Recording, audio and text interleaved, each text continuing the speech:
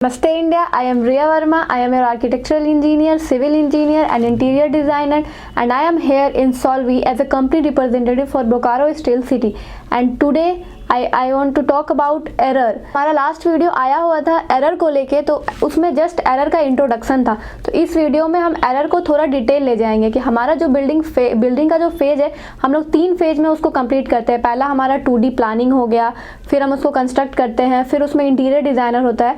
तो इस 3 फेज का एरर के बारे में हम लोग लगातार 3 वीडियो बनाएंगे, जिसमें हमारा एरर आएगा जो 2D प्लानिंग में क्या एरर होता है, इंटीरियर डिज़ाइनिंग में क्या एरर आता है, कंस्ट्रक्शन फील्ड में क्या एरर देखने को मिलता है, जिसमें 3 डिपार्टमेंट काम करते हैं, आर्किटेक्चरल इंजीनियर, सिविल इंजीनियर और इंटीरियर डिज़ाइनर। और ये तीनों डिपार्टमेंट को एग्जीक्यूशन को मिला के एक घर तैयार होता है। तो हम आज पहले बात करेंगे आर्किटेक्चर इंजीनियर में क्या क्या एरर आते हैं। तो सारे एरर को नहीं, मैं टॉप 5 एरर बताने वाली हूँ जो कि मोस्टली आर्किटेक्चर में आते हैं। तो पहला एरर हमारा ये है कि सबसे पहले तो हम लोग वास्तु का ख्याल नहीं रखते हैं। तो वास्तु क्या है, जो एयर, वाटर, फायर, वेल्थ, ये चारों का जो वास्तु का स्पेस रहता है हमारा, उसको हम ध्यान में नहीं रखते हैं। वाटर के जगह पे किचन बना देते हैं, और जहाँ पे वाटर है वहाँ हम लोग कुछ और बना देते हैं। तो वो चीज़ को हम ध्यान में नहीं रखते हैं, तो वास्तु हमारा कहीं ना कहीं डिस्टर्ब होता है। तो ये है पहला एरर जो कि 2D प्लान में देखने को आता है। और जो हमारा दूसरा एरर है वो है हम लोग गवर्नमेंट नॉर्म्स को फॉलो नहीं करते हैं। जैसे कि गवर्नमेंट नॉर्म्स में हमारा दिया हुआ है FSI, फ्लोर स्पेस इंडेक्स। तो वो हमारा मैक्सिमम जो है उसका 2 होता है। 2 से मैक्सिमम हम लोग का फ्लोर स्पेस इंडेक्स नहीं होना चाहिए। तो वो आजकल के किसी भी बिल्डिंग प्लान में देखने को नहीं मिलता है। सारे कोई का फ्लोर स्पेस इंडेक्स जो है वो 2 से अबव ही जाता है। तो ये सब मेजर एरर है जो कि बिल्डिंग प्लान में देखने को आते हैं। और हमारा जो थर्ड मेजर इशू है, मेजर मिस्टेक है जो बिल्डिंग में है, वो है सेटबैक, फ्रंट मार्जिन और बैक का जो मार्जिन है।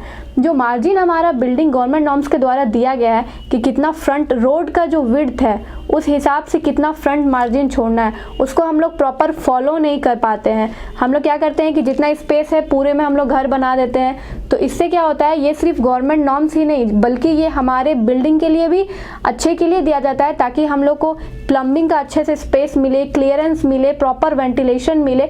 तो ये सब हम लोग फॉलो नहीं करते हैं प्लान में, जिससे बाद में हम ही लोग को प्रॉब्लम होता है। और जो हमारा चौथा एरर है वो है मैक्सिमम परमिजिबल बिल्डअप एरिया।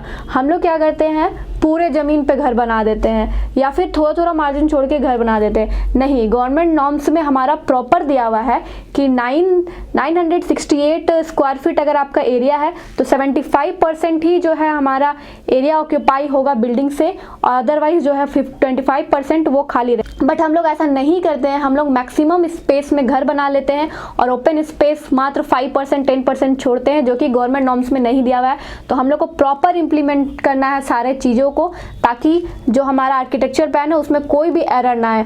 जो हमारा 5वां एरर है वो है स्टैंडर्ड साइज का एरर।